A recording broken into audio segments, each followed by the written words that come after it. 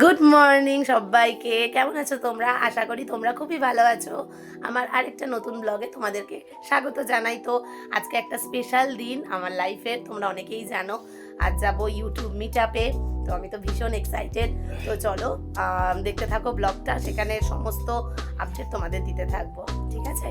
তো বন্ধুরা বেরিয়ে পড়েছি, চলে এসেছি আমাদের স্টেশনে। আমাদের স্টেশনের নাম হচ্ছে নুঙ্গি। এখান থেকে যাবো বজবজ। তো চলো বজবজে গিয়ে দেখা হচ্ছে। তো বজবজে চলে এসেছি, ঢুকছি এখন আমাদের স্টার ওয়ারিয়ার্স ক্লাবের মিট আপে। তো এই হলো আমাদের স্টার ওয়ারিয়ার্সের সরস্বতী ঠাকুর, বাগদেবী। প্যান্ডেলটা অসাধারণ করেছে। ওদের থিম ছিল অদ্যম, যাকে দমন করা যায় না। প্যান্ডেলটা অসাধারণ করেছে, দেখো।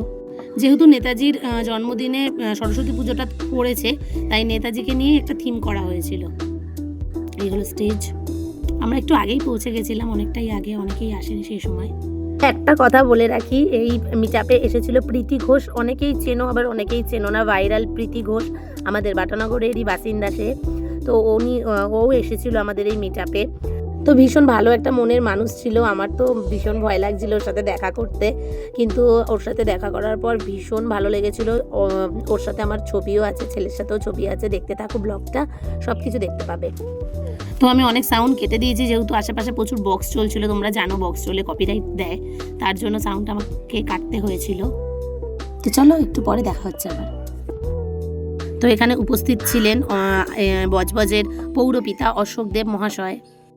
তো এখানে চা কফি স্টল দিয়েছিল, কিন্তু সেটার ভিডিও আমার নেওয়া হয়নি, তার জন্য সরি বন্ধুরা। তো বেশি কথা না বাড়িয়ে চলো মেন টপিকের দিকে যাওয়া যাক। তো সব হয়ে গেছে, এবার আমার পালা স্টেজে যাওয়ার, দেখতে থাকো। এরপর মঞ্চে আসার জন্য অনুরোধ করছি রিমা জানা। রিমা জানাকে উত্তরী ব্যাচ ও পুষ্পস্তবক দিয়ে বরণ করে দেবে তিয়াশা। লাইফের প্রথম আমি কোনো স্টেজে উঠছি, মানে আমার হাত পা ঠান্ডা হয়ে গেছিলো রীতিমতন। ভীষণ এক্সাইটেড ছিলাম আমি। তো আমাকে উত্তরী পরানো হলো। তো ট্রফি তুলে দেবে আমার হাতে, যেটার জন্য এত দিন ওয়েট করেছিলাম আমি। তো রিমা জানাকে কিছু বলার জন্য অনুরোধ করছি। শুভ সন্ধ্যা সবাইকে।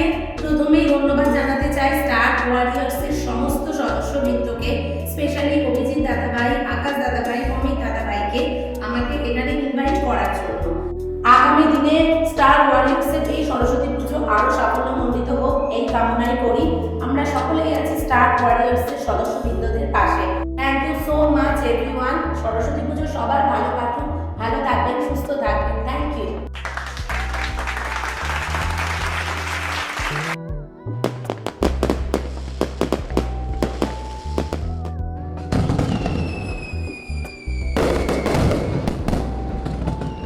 তো ক্লাবের ছেলেরা বাজি ফাটাচ্ছিল, সেখানে আমি থাকতে পারিনি, আমি ক্লাবেই ছিলাম। ছেলে বাজি ফাটানোর ভিডিওগুলো করে এনেছে, তাই তোমাদের সাথে শেয়ার করলাম। তো মিট আপের সব ছবিগুলো এবার দেখতে থাকো।